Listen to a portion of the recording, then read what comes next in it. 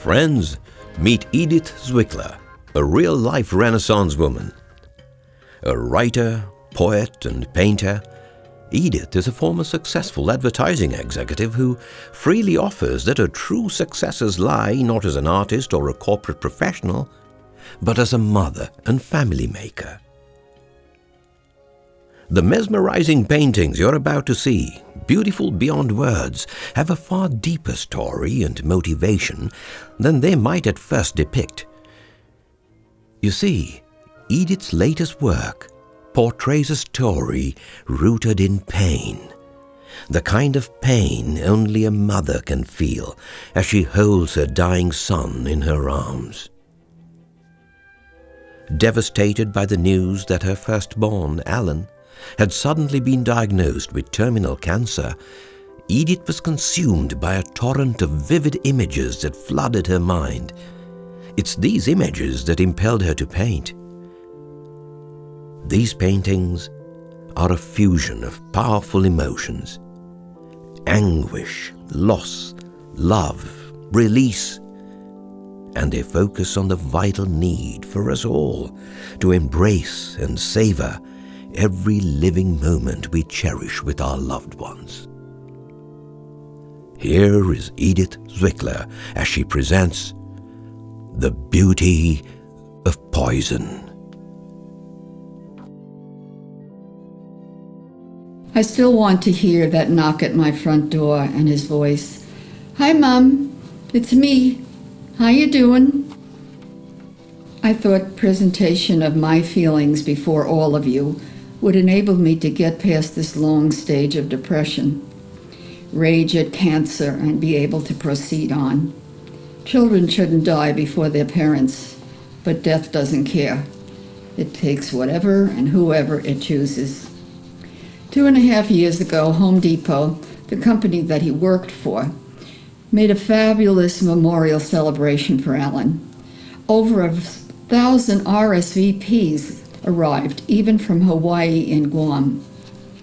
Alan was an ardent Yankee fan, so all Home Depot employees and guests came dressed in their favorite sport team shirt. A fabulous luncheon was prepared and purple hydrangeas were everywhere. He would have loved the party. The hundreds and hundreds of guests came to pour out their love for him. My son, who never told where he worked, who he worked for, or for the love and kindness he gave to this vast amount of people he touched along his way. After my husband died, my youngest son, Phil, helped push me through a depression. First, by encouraging me to enter a banner design contest. I entered and got in. I next decided to take out my camera and photograph hands and feet. I first practiced on Alan and his family, and on following visits, I bring my work down to Alan and the family to get their reactions. Life was going along just fine, and soon other projects started to stimulate my mind, like completing a poetry book. One night during this sweet period, I received a phone call from Alan. He rarely called. He'd just knock on my door again, come in and say, "Hi, Mom, it's me. How you doing?" This phone call destroyed my happy world and tore my heart apart. His voice was quivery, hesitant, as he struggled to get the words out. Today, I wasn't feeling well and my side hurt badly. I called my doctor and he said I may have lifted something too heavy or possibly cracked a rib. He told me to go to the emergency room as they can take many x-rays. The ER doctor came out and told me I have cancer. Go home, settle your affairs, for you may only have 4 or 5 months the most to live. He sobbed, "Mom, I've got to get home now and tell the family." I begged him to let me come down to San Diego and be with him, hold him in my arms, but he insisted not to. We sobbed and hung up. My beautiful world exploded, and I sobbed all night, trying to believe what I had heard to be true. We could take him to doctors, cancer clinics. We'll catch this cancer, and he'll be well. This can't be happening to my wonderful, kind-hearted, caring, loved son. How could this horrible doctor tell him such things and let him go home? I'll kill him. Why didn't he keep him in the hospital? How could he know that he had cancer in the colon? And would he die in 4 to 5 months? Did he do a colonoscopy? I ramble on and on. As the word spread, his family and friends came every day to be with him. He never complained, instead made visitors happy. I'd be there just about every day, and when I'd head home at night, I'd paint until the wee hours of the morning. Not knowing what I was painting, I just knew I had to paint and pour these feelings out. The cancer-attacked colon, liver, pancreas, lungs, and brain. The following is the body of work I did during this 5 months and for a time after he died. He died in my arms on Mother's Day, on the dawn of Mother's Day. I had the night shift but left to rest for an hour or two.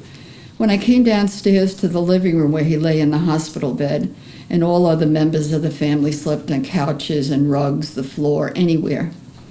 His eyes had closed the day before, but when I approached him with my loud Bronx accent, "Hiya, darling, Mama's here," I slipped my right hand under his head and lifted it.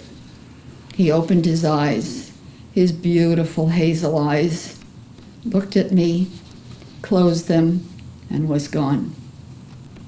Not even a last breath of life slipped out. He died in my arms the dawn of Mother's Day. I finished the paintings and had them photographed and put them in black bags, and I stuffed them in the closet. Then thoughts of poison kept coming to my mind. How pretty poisons are. This series is my interpretation of the deceiving, beautiful viruses and microbes, and many more names I don't even know except their crown title, cancer. I felt if I could look through a microscope, I would find a fascinating world of colors, critters, and shapes that blinded me with beauty while it destroyed my son.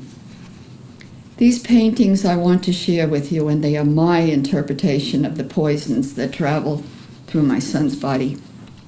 In section A, I felt this was colon cancer, quiet, prehistoric-looking creatures slowly begin their destructive journey, disguised as shells and leaves and dinosaurs. And in this section, section B, slow, slithering masses arrive to churn their way quietly through liver, pancreas, stomach, and kidneys. They're strong, venomous spine and bone eaters. In section C, the mass darkens as lung and brain are pulverized. When matter fills entire volcano, it explodes, transforms into liquid which causes brain to implode. For a few moments, veins and blood vessels remain, then evaporate. Once gone, the last masked light goes out, but another light in the sky brightens to welcome him to wherever souls go. I'd like to take just a moment to interpret the 3 masks. Mask number 1 was used for proton radiation treatments, and I still feel it retains the image of his face. Mask number 2, when I looked at these colors, I thought they represented colors he may be seeing during the treatments. Mask 3, the last mask, speaks for itself. I have such a lucky lady to have birthed 4 wonderful children who blessed me with grandchildren and a great-grandchild. This whole presentation has been my interpretation of his death and imagined journey after. I hope you'll all get a colonoscopy. Check out that first lump you feel, or strange skin sores that don't heal. If you think we can ignore these signs, cancer will win.